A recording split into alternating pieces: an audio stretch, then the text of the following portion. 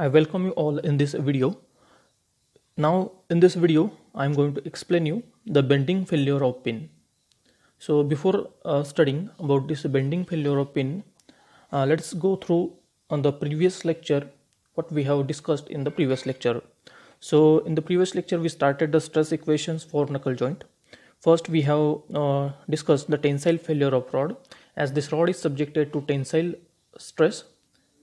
So its failure will be a tensile failure, and the equation we have derived like this: P upon pi by 4 d square. So as capital D is the diameter of rod and its cross section is circular, so we have written this area as a pi by 4 d square. So this equation gives us the tensile stress in the rod. From this equation we can calculate the diameter of rod, and the sigma t we can put as a permissible tensile stress. Then we have seen the failure of pin. The failure of pin takes place due to three types of stresses. First is the shear stress, second is the crushing stress, and third one is the bending stress that we are going to discuss in this lecture. So we have seen that first, shear failure of pin. So shear failure of pin takes place in the two planes, as the d is the diameter of this pin, and as failure takes place in the two planes, we call it as a double shear failure. And as failure takes place into two planes, we have to consider the two areas, that is pi by 4 d square plus pi by 4 d square as a cross sectional area, and thus the total area becomes twice into pi by 4 d square, because failure takes place in the two planes, so we have to consider two cross sectional areas. Then we switch to the next part. We have seen the crushing failure of pin in the eye. So crushing stress is nothing but the circumferential compressive stress acting on the pin. Now in order to find out this crushing stress equation, we have written this as a sigma c is equal to force upon area. Force was again P, and area, now this area you don't have to take it as a cross sectional area. To find out the area subjected to crushing stress, you have to just take the projected area of the portion of pin which is subjected to crushing stress. Now this is the portion of pin having length B and diameter D is subjected to crushing stress, that is circumferential compressive stress. So we took this, we took its projected area, that is its shadow, with its height will be small b of this rectangle and width will be small d. So its area will be b into d, and thus we got the crushing stress equation for the pin due to I or in I, that is sigma c is equal to P upon BD. Similarly, we obtained the equation for crushing failure of pin in the fork. We obtained the equation of crushing stress on acting on pin due to fork. So we written again equation as force upon area. Now force was again P, but area here it is crucial. So as two portions of pin are subjected to crushing stress, this portion of pin is in top end of fork and this portion of pin is present in the bottom end of fork. So we have to consider two areas. So again its length of pin present in the top end of fork is A, and the length of pin present in the bottom end of fork is A. So we have considered its projected area. Again the projected area is a rectangular area with height A, width small d. Again here the projected area we got as a rectangular area with height A and width as a small d, where d is the diameter of pin. So we added these two areas. So rectangular area is, area of rectangle is A into D plus A into D, so we got as a twice A into D. So this much we have discussed in the previous lecture. Now in this lecture we are going to focus on the bending failure of pin. Remember that this is the pin, and this pin, in order to find out the bending stress in this pin, we have to treat this, we have to consider this pin as a simply supported beam. We have to model this pin as a simply supported beam, and we have to find out the bending stress in the pin. So I have shown here these three segments. So these three segments are nothing but the portion of pin present in the different parts of knuckle joint. So let us go through the previous diagram that we have seen in the first lecture. So this is the fork. This fork has two ends, top end of fork, bottom end of fork.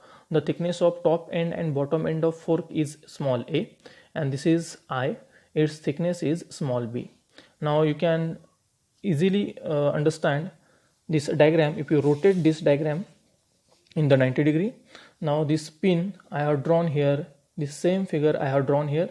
Now if you consider this top end of fork, the length of pin present in the top end of fork is equal to thickness of fork.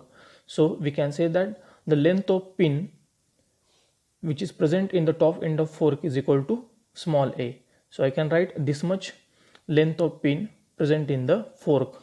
So I can write here this portion, this length as a small a. Similarly, the length of pin present in the bottom end of fork is also small a. So length of pin present in the bottom end of fork is small a. So this much portion is present in the bottom end of fork. So I can write here this length as a small a. Now the middle portion of pin present in the eye and the thickness of eye is small b. So we can say that the length of pin present in the eye is small b. So this much portion of pin is present in the eye and thickness of eye is small b. So we can say that the length of eye present in the length of pin present in the eye is small b. Length of pin present in the eye is small b. Now this is about these portions, segments of pin. Now let us consider this diagram which we have drawn in the free body diagram, where we have shown the forces acting on the pin. So these two green color portions are nothing but the portions of pin present in the two fork ends, and the force exerted by fork end on this portion of pin is P by 2, and this is the bottom end of fork. So force exerted by the bottom end of fork on this portion of pin is P by 2, and this blue color portion is present in the eye. So force exerted by eye on this middle portion is equal to P. So these forces we have to show in these three segments, that is the force exerted by top end of the fork on this region of the pin, force exerted by eye on this middle region of the pin, and force exerted by the bottom end of fork in this region of pin. So in this free body diagram, just we have drawn this position of these forces at a random location, but we have to consider its approximately exact position of force acting on this top portion of pin, middle portion of pin, and bottom portion of pin. So in order to find out that location of a point load acting on these three regions, we have to make certain assumptions, and that assumption is that the force acting on this pin due to fork we have to consider as a UVL, that is uniform varying load. Similarly, the force acting on this bottom region of pin by the fork end we have to consider as again UVL, that is uniformly varying load, and the force acting on this middle region of pin by eye we have to consider as a UDL. So we have to show these forces in terms of UVL and UDL so that we can get the exact location of force acting on this pin. So I will draw this first UVL. So this uniformly varying load is acting on the top portion of pin due to top end of fork. So this is uniformly varying load acting on top end of pin due to top end of fork, and its magnitude is P by 2. Remember here we are not going to change the magnitude that we know exactly here, P by 2 by the fork, and P force acting on the pin by eye. So magnitude we know, just we have to find out its location, and that's why we are assuming this UVL and UDL. Similarly, this bottom portion of pin present in the bottom end of fork, so force exerted by bottom end of fork on this pin, again we have to assume as a UVL so that we can get the location of point load acting on this bottom portion of pin. Again we are interested to find out only location, and magnitude we know already, it is P by 2. So magnitude of UVL is P by 2, magnitude of UVL is again P by 2, and this UVL is exerted by force on these two different regions of pin. Now this middle portion of pin is present in the eye, so the force acting on this pin due to eye we have to assume as a UVL of magnitude P, because we know that the force exerted by eye on this middle region of pin, its magnitude is P, so we don't have to change its magnitude, just we have to assume this force as a UDL instead of point load. First we have to assume this as a UDL, and then we have to convert this force into point load. So this is the UDL force exerted by eye on the middle region of pin, and this is UVL of magnitude P by 2, which is exerted by top end of fork on pin, and this is again UVL, it is the uniformly varying load exerted by bottom end of the fork on bottom end of the bottom portion of the pin. So this assumption is made so that we can get the location of point load acting on the pin. Now if you consider this base of this simply supported beam, that is the effective base, we are not going to consider this much portion of the pin here for the calculation, because this region is not subjected to any kind of bending load.